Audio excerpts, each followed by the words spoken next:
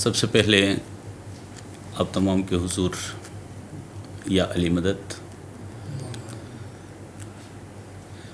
آج کے لیکچر کے آغاز سے پہلے ہم سب مل کر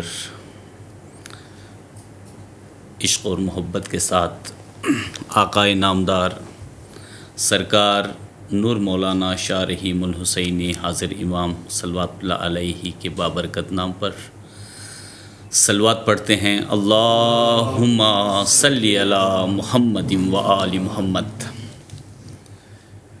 جماعت امام زمان، آج ہم جس موضوع پر کچھ گفتگو کرنے کی کوشش کریں گے تو یہ قرآن مجید کے موضوعات میں سے، کلیات میں سے یہ موضوع ایک کلیے کی حیثیت سے ہے۔ کلیہ کسے کہتے ہیں؟ یعنی ایک ایسا کلیہ، ایک ایسی کلید، ایک ایسی چابی کہ اگر وہ کسی کے ہاتھ آ جائے بہت بڑے بڑے دروازے، علم کے بند دروازے کھل سکتے ہیں۔ دنیا میں آپ دیکھتے ہیں کہ کوئی بھی خزانہ ہوتا ہے، اس کے اوپر وہ کسی گھر کے اندر ہوتا ہے یا کہیں پر اس کو دفنایا گیا ہوتا ہے، اور اس کے اوپر تالے بھی ہوتے ہیں اور اس کی پھر کوئی چابی بھی ہوتی ہے، لیکن خداوند رب العزت کی جو آسمانی کتاب ہیں اس کے اندر خداوند کے جو خزانے ہیں وہ خزانے بھی علم کے ہیں، تالے بھی علم کے ہیں، اور کلید بھی علم ہی کے ہیں، وہ چابی بھی علم ہی کے ہیں جس سے بڑے بند دروازے کھل سکتے ہیں۔ تو دنیا کے اندر ہم ایک قانون کو دیکھتے ہیں کہ دنیا میں آپ دیکھیں کہ خزانے یا تو دکانوں میں بند ہوتے ہیں یا تو صندوق میں ہوتے ہیں یا کسی پہاڑ کے اندر ہوتے ہیں، وہ عام بکھرے ہوئے نہیں ہوتے ہیں جو قیمتی چیزیں ہیں۔ تو اسی طرح جو کتاب کائنات کا اگر یہ قانون ہے تو کتاب منزل کے اندر بھی خداوند رب العزت نے اپنی اس کتاب کے اندر بھی حقائق کو تہ بتہ حقائق کو چھپا کے رکھا ہے، تاکہ جو اہل حق ہیں، جو حقدار ہیں، ان کو حقیقت مل بھی جائے، اور جو قانون کے مطابق ان خزانوں کی طرف رجوع نہ کرے تو ان سے وہ خزانے چھپے بھی رہیں۔ کیونکہ یہ اگر آسمانی نعمت ہے تو نعمت عام ہر ایک بندے کے لیے، ہر ایک شخص کے لیے کس طرح خدا کی ایک عظیم نعمت عام ہو سکتی ہے۔ اس وجہ سے جب ہم قرآن کی طرف رجوع کرتے ہیں تو قرآن میں دیکھیں کہ آج کوئی کافر بھی ہے، کوئی منافق بھی ہے، کوئی ایمان والا ہے، کوئی مسلمان ہے، نہیں ہے، خداوند تعالیٰ کی یہ کتاب جو آج کتابی صورت میں ہمارے سامنے ہے یہ ہر کسی کے گھر پہ ہے، ٹھیک ہے؟ لیکن اس کے باوجود اللہ رب العزت فرماتا ہے اپنے قرآن مجید کے اندر ثم اورثنا الکتاب الذین اصطفینا من عبادنا، پھر ہم نے اس کتاب کے وارث اپنے بندوں میں سے ان کو بنایا جن کو ہم نے منتخب کیا ہے۔ ایک طرف قرآن سب کے گھر میں بھی ہیں اور دوسری طرف خدا نے فرمایا کہ نہیں، اس کتاب کی وراثت بندوں میں سے جن کو منتخب کیا گیا ہے ان کے پاس ہے۔ اور پھر جب ہم قرآن مجید کے اندر جا کر جب خود قرآن کے اندر دیکھتے ہیں، میں نے کیا عرض کیا کہ قرآن کے اندر خود تالے بھی ہیں اور قرآن کے اندر خود چابی بھی ہیں۔ قرآن کے اندر سوال بھی ہے، اس کا جواب بھی قرآن مجید کے اندر ہے۔ قرآن کی کچھ آیات کی تفسیر کے طور پر ہیں۔ ہمیں کیسے پتہ چلے گا کہ اللہ رب العزت نے کس کو منتخب کیا؟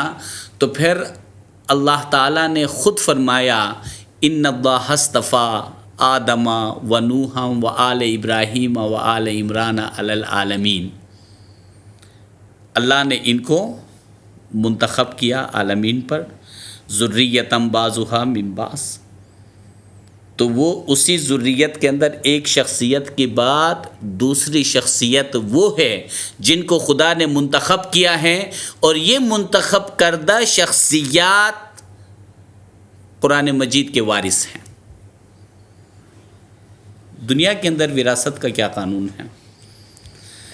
وراثت کا یہ قانون ہے کہ جب کوئی کسی زمین کا مالک یا وارث بن جاتا ہے تو وہ اس کا چوکیدار نہیں ہوتا ہے،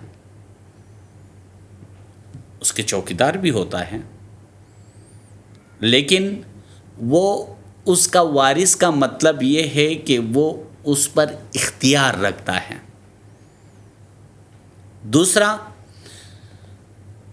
دوسرا یہ ہے کہ آپ وارث کی اجازت کے بغیر آپ اس زمین کے اندر، اس پراپرٹی کے اندر آپ داخل نہیں ہو سکتے ہو جب تک وارث کے ساتھ آپ کی دوستی نہ ہو، جب تک اس کے ساتھ آپ کی ہم نشینی نہ ہو، اس کے ساتھ آپ کی محبت نہ ہو۔ پھر اس وراثت کے اندر داخل ہونے کے بعد بھی پھر وہاں سے آپ کو جو کچھ حسب مراتب، جو کچھ عنایت، جو کچھ مہربانی ہونی ہے تو وہ حسب مراتب آپ کو مہربانی ہوتی ہے۔ دیکھیں کہ یہ کتاب قرآن، اس کے باوجود بھی خدا فرماتے ہیں کہ یہ کتاب ایک اور چھپی ہوئی کتاب میں ہے جس کو کتاب مکنون کہا گیا۔ لا یمسہ الا المطہرون، اس کتاب کو کوئی نہیں چھو سکتا ہے سوائے ان کے جن کو پاک کیا گیا ہو۔ مطہرون کا مطلب یہ ہے کہ جن کے اوپر پاکیزگی کا اطلاق ہوا ہو۔ پاکیزگی کا اطلاق کن کے اوپر ہوتا ہے؟ جن کو کسی مطہر نے پاک کیا ہو، جنہوں نے کسی مطہر کے ساتھ جنہوں نے رجوع کیا ہو۔ تو کسی مطہر کے ساتھ اگر رجوع کیا ہے تو قرآن کے اندر کوئی قانون ہے؟ بالکل، قرآن کے اندر خدا نے کن کو پاک کیا ہے؟ اہل بیت کو پاک کیا ہے، جن کو خدا نے خود پاک کیا ہے۔ اور دنیا والوں کے لیے کیا فرمایا؟ خذ من اموالہم صدقۃ تطہرہم وتزکیہم، اے رسول ان سے آپ صدقات لے لیجئے، اس کے بدلے میں آپ ان کو پاک کیجئے۔ آپ قرآن میں دیکھیں، آپ ان کے لیے دعا کیجئے، آپ کی دعا ان کے لیے سکون کا باعث ہے۔ تو یہاں قرآن کے ایک کلیے کو یاد رکھنا ہے کہ خداوند نے جن کو ڈائریکٹ عطا کی ہے وہ انبیاء علیہم السلام ہیں، وہ منتخب کردہ خدا کے بندے ہیں، وہ منتخب کردہ شخصیات ہیں جن کو خدا نے خود ڈائریکٹ ان کو جو کچھ بھی عطا کی ہے ڈائریکٹ کی ہے۔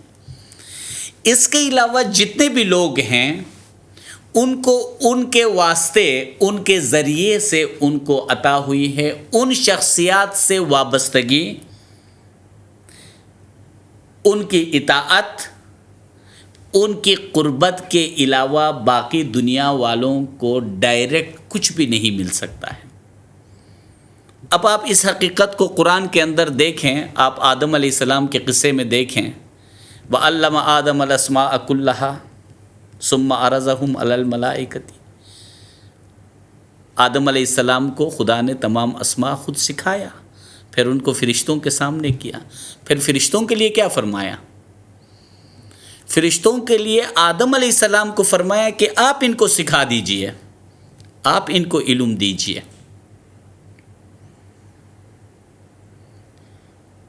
سورہ رحمان کے اندر اللہ رب العزت فرماتا ہے کہ الرحمن علم القرآن، خدائے رحمان نے قرآن کی تعلیم دی۔ خلق الانسان، ایک انسان کو پیدا کیا۔ کس انسان کو، کس مقام پر، وہ تخلیق کیسی تھی، اس پیدا کرنے کے بعد علمہ البیان، اس کو بیان کرنا سکھایا۔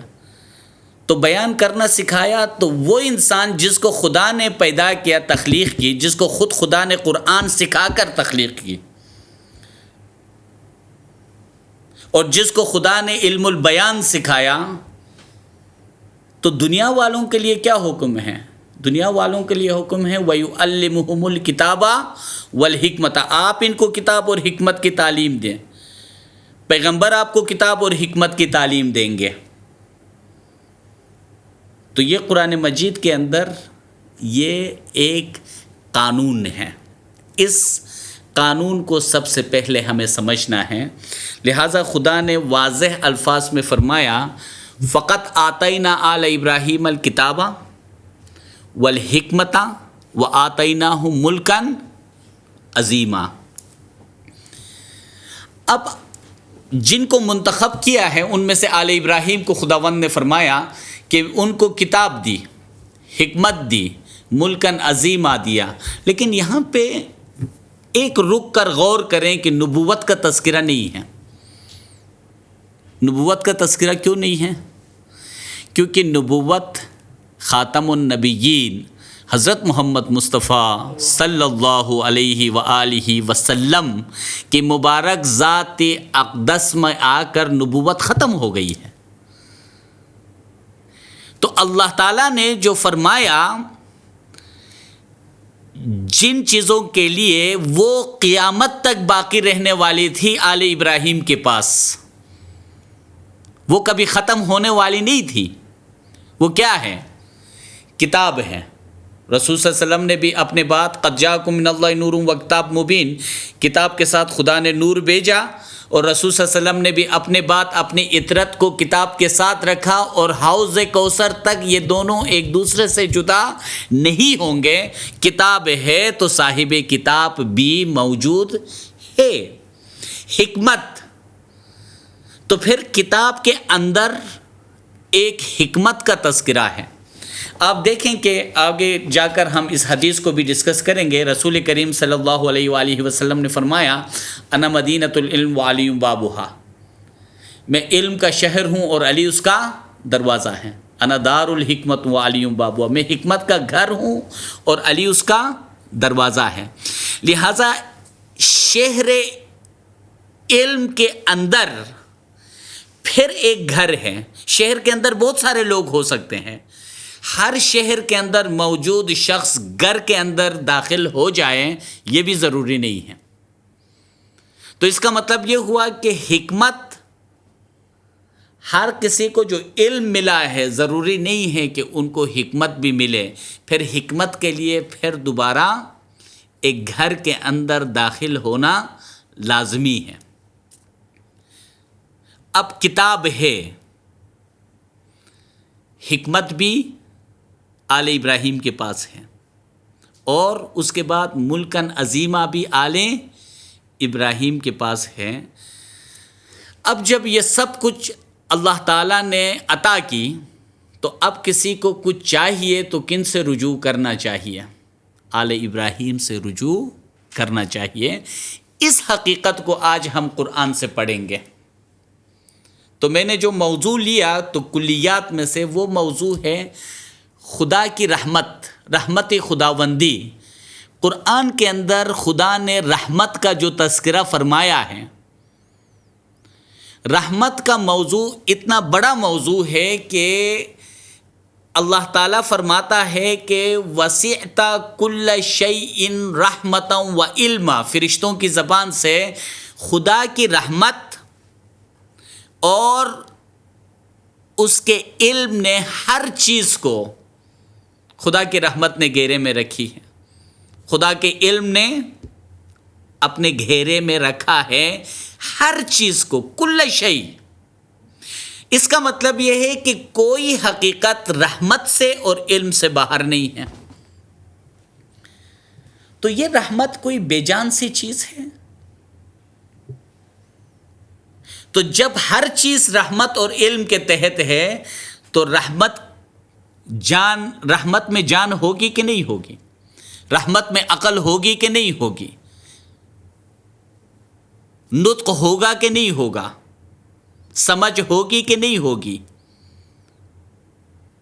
تو جب سب کچھ رحمت میں ہے تو خدا کی رحمت ایک مجسم، بولنے والی، سمجھنے والی، گفتگو کرنے والی ایک شخصیت کا نام ہے۔ خدا کی رحمت کسی عام کوئی احوال، کسی کیفیت کا نام نہیں ہے، بلکہ خداوند کی جو رحمت ہے، اللہ عز و جل کی رحمت ایک زندہ شخصیت کا نام ہے۔ اور وہ شخصیت کون ہے؟ اس کا بھی ذکر قرآن میں فرمایا، وما ارسلناک الا رحمۃ للعالمین، اے رسول ہم نے آپ کو نہیں بھیجا بلکہ سارے جہاں کے لیے رحمت بنا کر۔ لہٰذا سارے جہاں کے لیے جو رحمت ہے وہ در حقیقت کوئی اور نہیں ہے، وہ محمد مصطفیٰ صلی اللہ علیہ وآلہ وسلم کی مبارک ذات اقدس ہے۔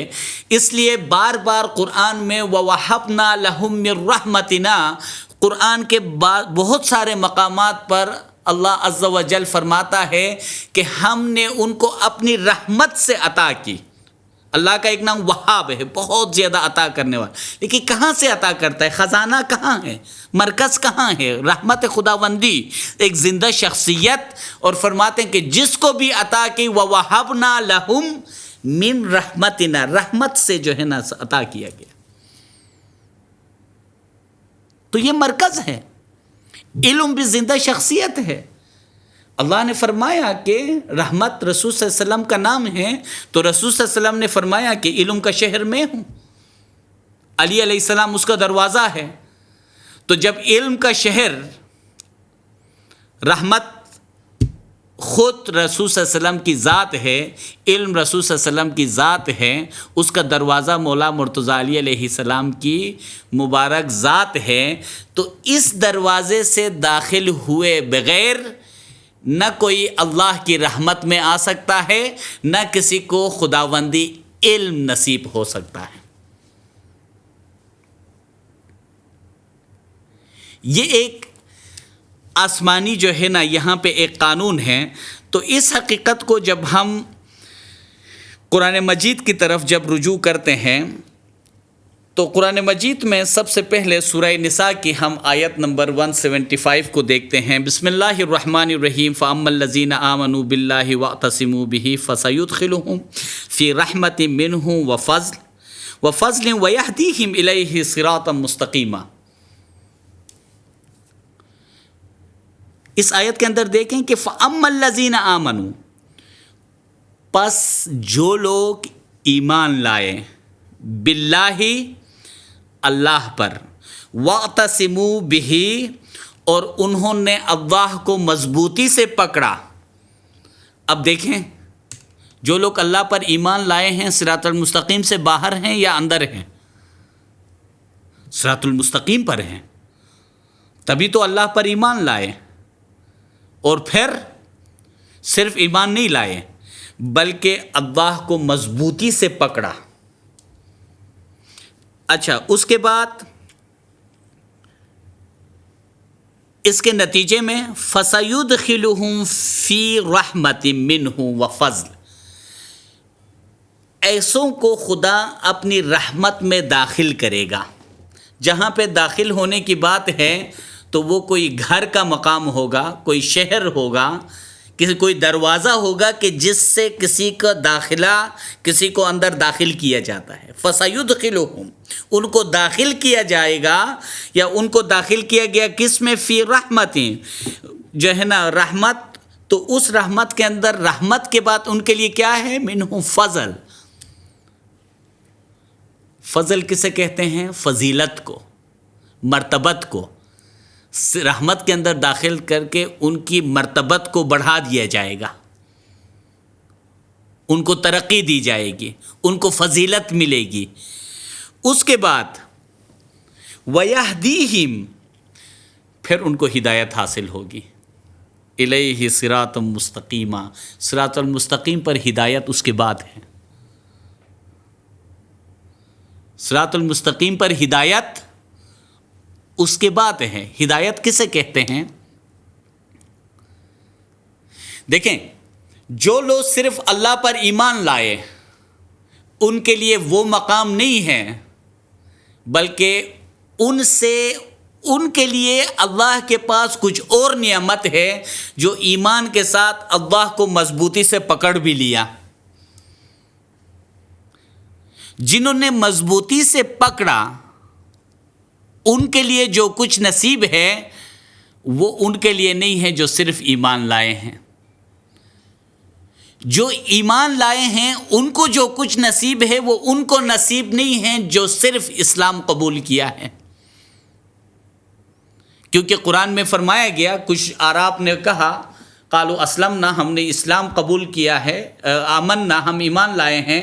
تو فرمایا گیا کہ نہیں، آپ نے صرف اسلام قبول کیا ہے، ایمان ابھی تک آپ کے دل کو نہیں چھوا ہے، ایمان کچھ اور ہے. یہاں پہ اسلام کے درجے سے بھی آگے ایمان والوں کی بات ہے. ایمان لانے کے بعد جو خدا کو مضبوطی سے پکڑتے ہیں ان کو ایک داخل کیا جاتا ہے خدا کی رحمت میں. پھر جن کو خدا کی رحمت میں داخل کیا جائے گا ان کے لیے کچھ تو اور ہوگا جو ان کے پاس نہیں ہوگا.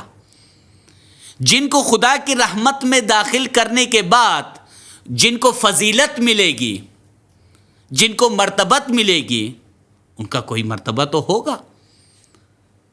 اور پھر وہاں پہ ان کے لیے جن کو ہدایت حاصل ہوگی اور صراط المستقیم پر ان کو ہدایت دے کر اگر ترقی دی جائے گی تو یقیناً یہ جو ترقی جن کو ہدایت صراط المستقیم پر نصیب ہوگی ان کے پاس بہت سارے ایسی چیزیں ہوں گی جو صرف ایمان والوں کے پاس وہ مرتبت نہیں ہوگی. اسی لیے قرآن کے اندر بارہا درجات کا تذکرہ ہے. خدا ذی المعارج، سیڑھیوں کے مالک.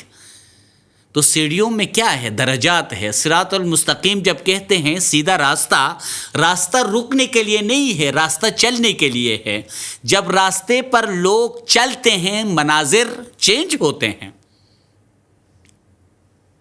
اب آپ یہاں پہ ہیں، اگر آپ دیکھیں کہ آپ کے سامنے کوئی بلڈنگ ہے اور آپ کا سفر یہاں سے ہنزا کی طرف ہے اور راستے میں جاتے ہوئے کوئی شخص ایبٹ آباد پہنچے گا تو اس کے سامنے پہاڑ ہوگا، آپ کہو گے کہ نہیں سامنے بلڈنگ ہے، اور وہ شخص کہے گا کہ سامنے ایبٹ آباد میں پہاڑ ہے.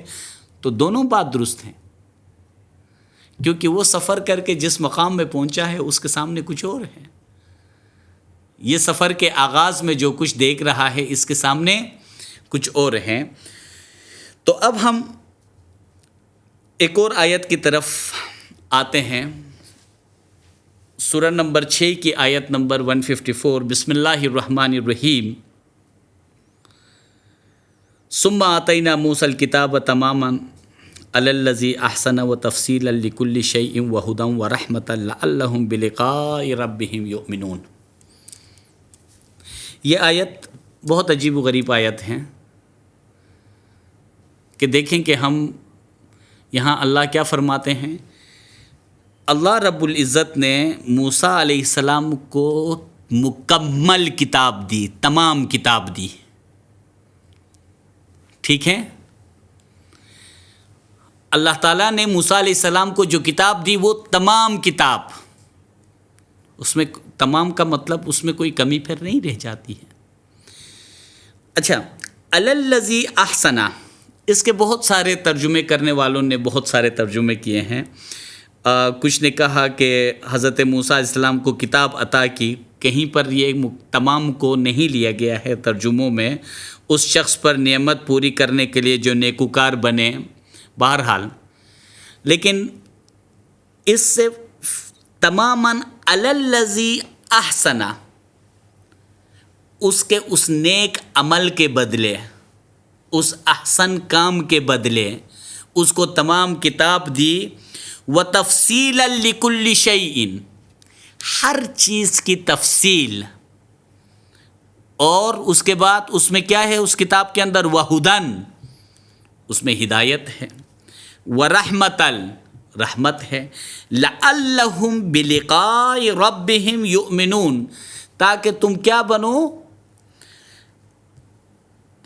لَعَلَّهُمْ بِلِقَاءِ رَبِّهِمْ، تاکہ تم سب اپنے رب کی لقاء، اس کے دیدار، اس سے ملاقات پر ایمان لے آؤ۔ تو اب دیکھیں کہ حضرت موسیٰ علیہ السلام کے پاس بھی تمام کتاب ہے، اور اس میں ہر چیز کا بیان ہے، تفصیل ہے، ہر چیز کی تفصیل ہے۔ اور قرآن کے لیے خود فرمائے کہ تبیانا لکل شیء، قرآن میں بھی ہر چیز کا بیان ہے۔ جہاں لکل شیء فرمایا گیا ہے تو کل جو ہے وجود کے تینوں، جسم، روح اور عقل، یہ تمام چیزیں کل کے تحت آتے ہیں۔ تو جب موسیٰ علیہ السلام کو یہ کتاب عطا ہوئی تو یہ کون سی کتاب تھی؟ جس میں ہر چیز کی تفصیل بھی تھی، جس میں ہدایت بھی تھی، اور اس کتاب سے یہ امید بھی تھی کہ اللہ سے ملاقات بھی ہوگی، اللہ کا دیدار بھی ہوگا۔ تو ہمارے بزرگان دین نے اس آیت کی جو وضاحت فرمائی ہے، حضرت موسیٰ علیہ السلام کی جو زندہ کتاب ہے وہ حضرت ہارون علیہ السلام تھے۔